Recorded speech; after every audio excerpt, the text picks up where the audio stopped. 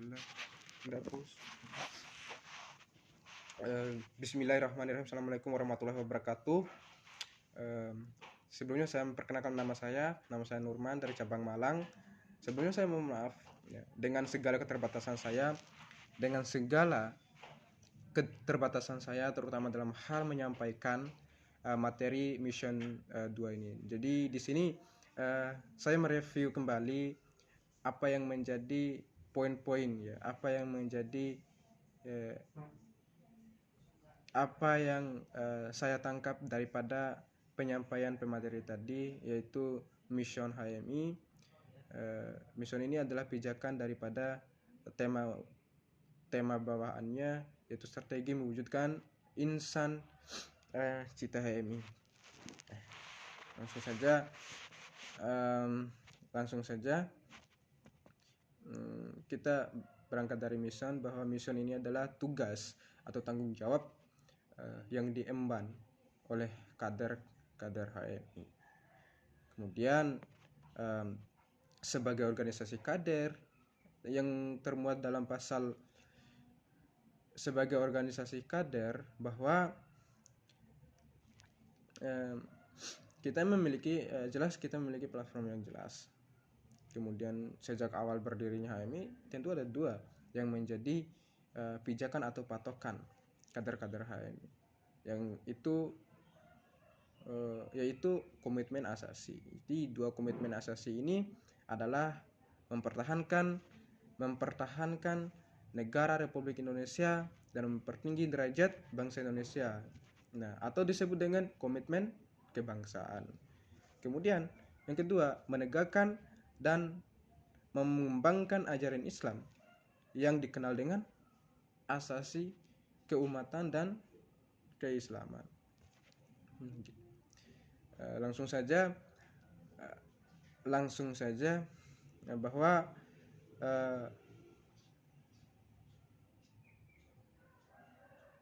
di dalam mission itu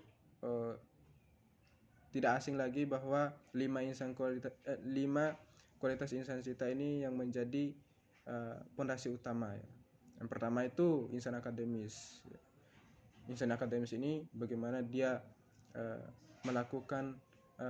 bagaimana dia memposisikan dirinya sebagai orang yang terpelajar. Kemudian bagaimana dia mengembangkan ilmu pengetahuannya. Kemudian insan pencipta.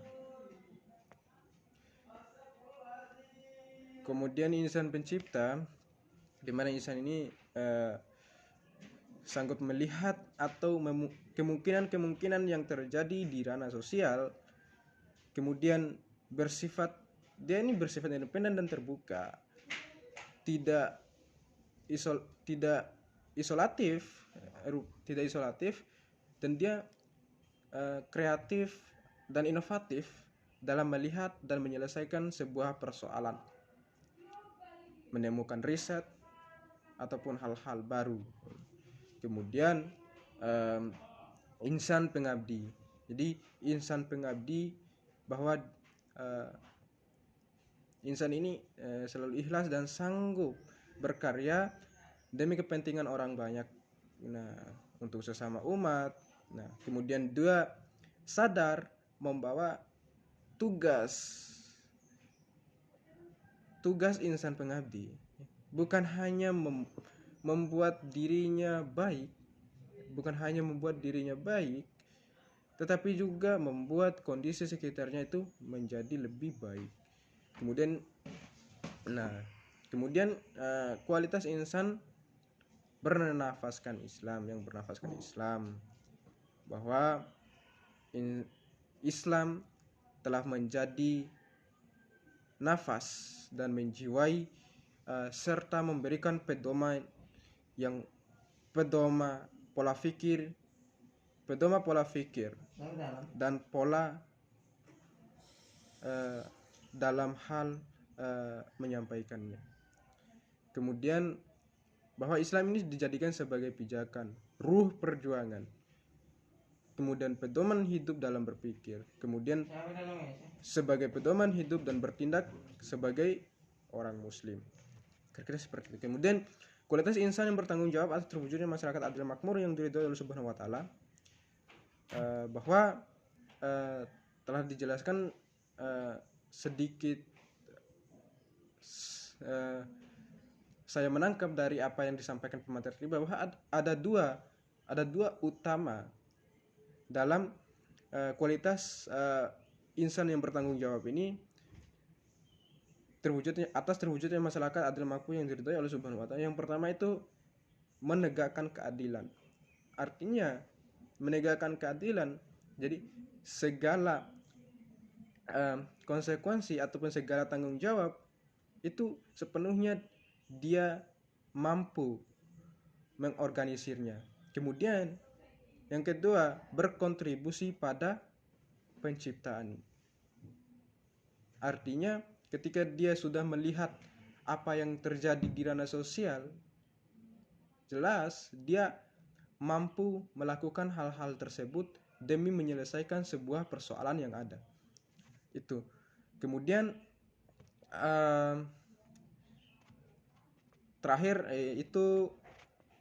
yang terakhir itu adalah hakikat dari keberadaan HMI itu sendiri. Yang pertama ada di dalam pasal 7 anggaran dasar Himpunan Mahasiswa Islam, di mana dijelaskan di situ HMI sebagai organisasi mahasiswa, di mana di dalam mahasiswa kita garis bawahi bahwa dia bersifat ilmiah, kritis, terus analitis, rasional, objektif, dan sistematis. Ya. Kemudian HMI yang ketiga, HMI sebagai organisasi yang berasaskan Islam. Ya, tadi sudah dijelaskan bahwa Al-Quran ini sebagai pijakan, As-Sunnah terus sebagai Al-Quran dan As-Sunnah sebagai sumber norma, sumber nilai, sumber inspirasi, sumber aspirasi, dan setiap aktivitas dan dinamika organisasi. Kemudian yang ketiga itu HMI sebagai organisasi yang bersifat independen, artinya tunduk dan patuh serta berorientasi pada kebenaran atau yang hanif. Nah, jadi